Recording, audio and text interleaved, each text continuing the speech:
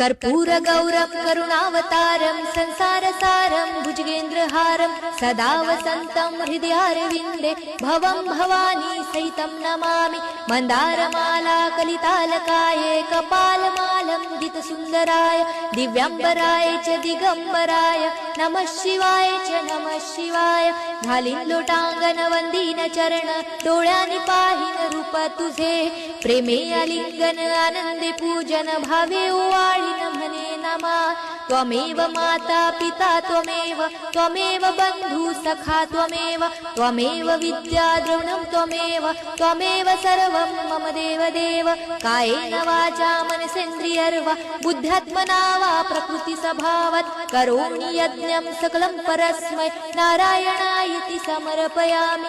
अच्युतं केशवं राम नारायणं कृष्णदामोदरं वासुदेवं हरे श्रीधरं माधवं गोपिका वल्लभं जानकी नायकं रामचन्द्रं भजे। हरे राम राम राम हरे हरे हरे कृष्ण कृष्ण कृष्ण हरे हरे हरे राम राम राम हरे हरे हरे कृष्ण कृष्ण कृष्ण हरे हरे। कर्पूरगौरं करुणावतारं संसारसारं भुजगेन्द्रहारं सदा वसन्तं हृदयारविन्दे भवं भवानी सहितं नमामि। मन्दारमाला कलितालकाये कपालमालं दितसुन्दराय दिव्याम्बराय च दिगम्बराय नमः शिवाय च नमः शिवाय। घालीन लोटांगण वंदीन चरण डोळ्यांनी पाहिन रूप तुझे प्रेमे आलिंगन आनंदे पूजन भावे ओवाळीन म्हणे नमा। त्वमेव माता पिता त्वमेव त्वमेव बंधु सखा त्वमेव त्वमेव विद्या द्रविणं त्वमेव त्वमेव सर्वं मम देव देव।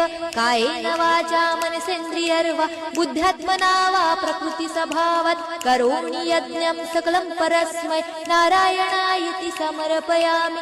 अच्युतं केशवं राम नारायणं कृष्णदामोदरं वासुदेवं हरे श्रीधरं माधवं गोपिका वल्लभं जानकी नायकं रामचन्द्रं भजे। हरे राम राम हरे हरे हरे कृष्ण कृष्ण कृष्ण हरे हरे हरे राम राम हरे हरे हरे कृष्ण कृष्ण कृष्ण हरे हरे। कर्पूरगौरं करुणावतारं संसारसारं भुजगेन्द्रहारं सदा वसन्तं हृदयारविन्दे भवं भवानी सहितं नमामि। मन्दारमाला कलितालकाये कपालमालं दितसुन्दराय दिव्याम्बराय च